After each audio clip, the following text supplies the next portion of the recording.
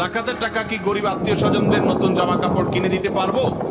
জাকাতের টাকা দিয়ে গরিব মানুষকে কাপড় চোপড় কিনে দিতে পারবেন কি না, এটার উত্তর দেওয়ার আগে আমি একটা এক্সাম্পল দিতে চাই। এক্সাম্পল, উপমাটা আমি একটু বলি। আপনার কাছে একজনের টাকা পাবে, 200 টাকা পাবে।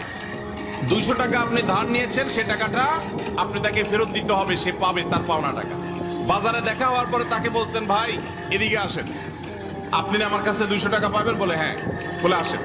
ডেকে নিয়ে ফল দোকানে নিয়ে গেলেন, নিয়ে 1 কেজি আপেল কিনে দিলেন 200 টাকা দিয়ে, দিয়া বললেন যান বাড়ি যান। উনি যদি বলে ভাই কাহিনী কি? বলে কাহিনী হলো 200 টাকা পাবেন না, আপনি আপেল কিনে দিলাম, বাড়িতে চলে যান। কি বলেন?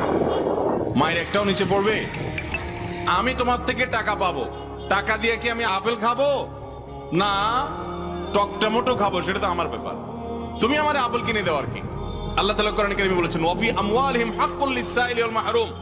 যাকাত হলো গরিবের, অভাবী মানুষের অধিকার। আল্লাহ তাআলা অধিকার ঠিক করে দিয়েছেন, তার অধিকারের টাকা আপনি তাকে দিবেন। সে টাকা দিয়ে সে কাপড় কিনবে না ঔষধ কিনবে না চাউল কিনবে, এটা তার ব্যাপার। আপনি কে তাকে কাপড় এবং লুঙ্গি ঠিক করে ধরায় দেওয়ার? সে পাবে টাকা, আপনি দিচ্ছেন জাকাতের শাড়ি। সে পাবে টাকা, আপনি দিচ্ছেন জাকাতের লুঙ্গি। জাকাতের শাড়ি লুঙ্গি বলতে কোনো কিছু ইসলামে, আবার জাকাতের শাড়ি লুঙ্গি বলতে যেগুলো দেওয়া হয় এক দোয়াতে বরবাদ হয়ে যায়, আছে না আমাদের সমাজে? এগুলো উচিত নয়। জাকাত হিসাবে নগদ অর্থ দিবেন। হ্যাঁ, এক্সেপশন হতে পারে, আপনার একজন আত্মীয় আছে গরিব, আপনি জানেন নগদ টাকা দিলেই সে নষ্ট করে ফেলবে, বুঝবে না, বোকাশোকা মানুষ। আপনি জানেন সে কথার কথা সেলাইয়ের কাজ করে, তার একটা ভালো মেশিন হলে সে উপার্জন করতে পারে, তাহলে জাকাতের টাকা দিয়ে তাকে আপনারা মেশিন কিনে দিলেন, এটা ঠিক আছে।